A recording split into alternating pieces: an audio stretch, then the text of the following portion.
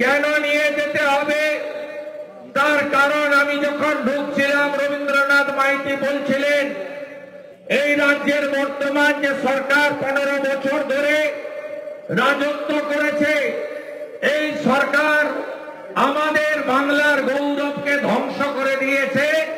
বাংলাকে 15 বছর রাজত্ব করে 25 বছর পিছিয়ে দিয়েছে।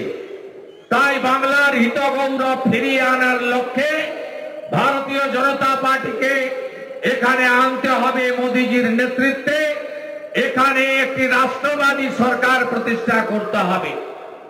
আপনারা জানেন 2021-এর বিধানসভা নির্বাচনের পরে লাগাতার যেভাবে সন্ত্রাস হয়েছে, যেভাবে গণতান্ত্রিক অধিকার কেড়ে নেওয়া হয়েছে, যেভাবে পুলিশকে দলদাসে পরিণত করা হয়েছে, এখনো এখানে আজকে আমার হাতে যে দিদিটি বোনেটি ত্রিশূল তুলে দিল তার স্বামী নির্মল দাসকে এখানকার দলদাস মমতা পুলিশ জেলের ভিতরে আটকে রেখেছে। আপনাদের বলি, আপনারা আমাকে চেনেন। বুকবেড়িয়ায় 2001 সাল থেকে আমাকে আপনারা প্রত্যক্ষভাবে চেনেন। তার আগেও আমি ছাত্র নেতা হিসেবে বুকবেড়িয়া গঙ্গাধর মহাবিদ্যালয়ের গেটে ছাত্র আন্দোলনে সংগঠিত করেছি, নেতৃত্ব দিয়েছি। আজকে আপনারা জানেন এই অত্যাচারীরা শেষ কথা বলে না, অত্যাচারী কখনো শেষ কথা বলে না। এদের আগামী কয়েক মাসের মধ্যে খুঁজে পাওয়া যাবে না।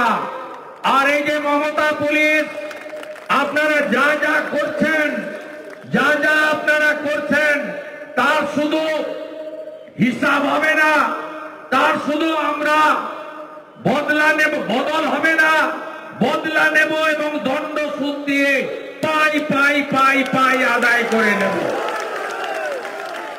2021 সালের পরে কি সীমাহীন অত্যাচার হয়েছে অর্জুননগরে, বড়দের একটা প্রান্তে, জুখিয়ার কোন কোন বুথে, বাসুদেব বেড়িয়ার কোন কোন বুথে, এখনো অর্জুননগর আড়গোয়ালকে এই যে এখানকার যে গুন্ডাগুলো, আমি তাদের নখ থেকে মাথার চুল পর্যন্ত চিনি, তারা কি করে রেখেছে আমরা জানি। আমি বলছি আপনারা ঠেলা সামলাতে পারবেন তো? পারবেন না। আমি তৃণমূলকে বলে যাই, একটা সময় উত্তরপ্রদেশেও জঙ্গলের রাজত্ব ছিল। 2017 সালে বিজেপি জেতার পরে, যোগীজি আসার পরে উত্তরপ্রদেশের জঙ্গল রাজের নাম নিশান পুছে দেওয়া হয়েছে।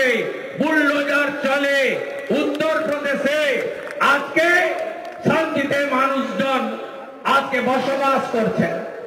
একইভাবে একটা বয়ান ছিল, কথিত ছিল যে আপনার সমোসা মে আলু আর বিহার মে লালু, অর্থাৎ হিন্দিতে সমোসাকে সিঙ্গাড়া বলা হয়।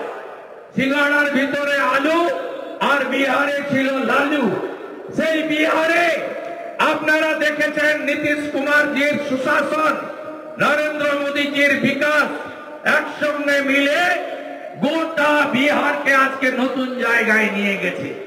আপনারা ভাবছেন আর কবে, আর কবে, আর কবে, আর কবে।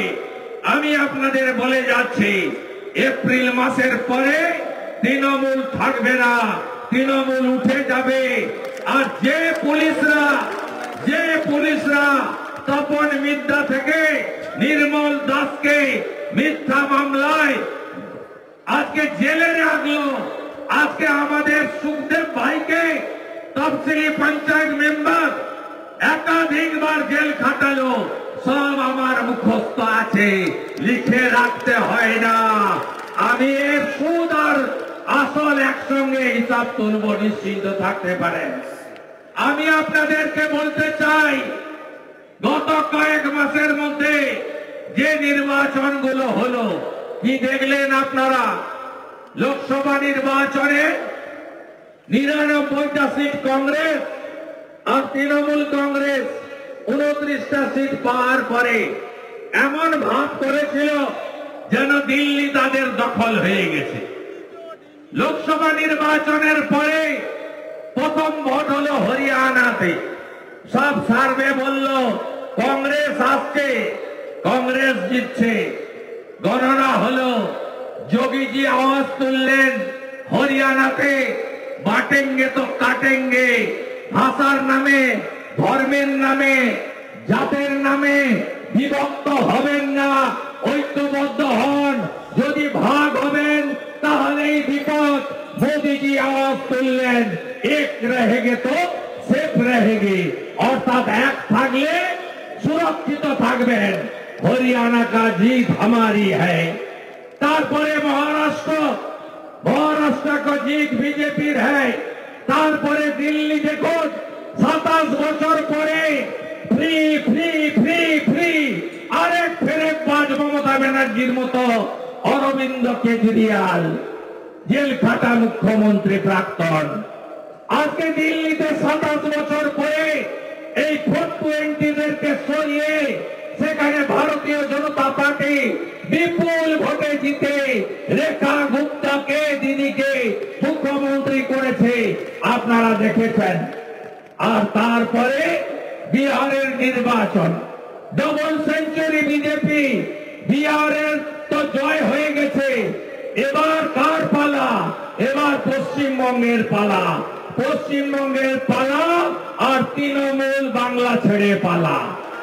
তৃণমূল বাংলা ছেড়ে পালা। আমি আপনাদের বলি, এত ছাপ্পা মারার পরেও লোকসভা ভোটে আড়গোয়ালে ভোট করতে দিয়েছে, অর্জুননগরে ভোট করতে দিয়েছে, বড়দের 6টা বুথে ভোট করতে দিয়েছে, দেয়নি।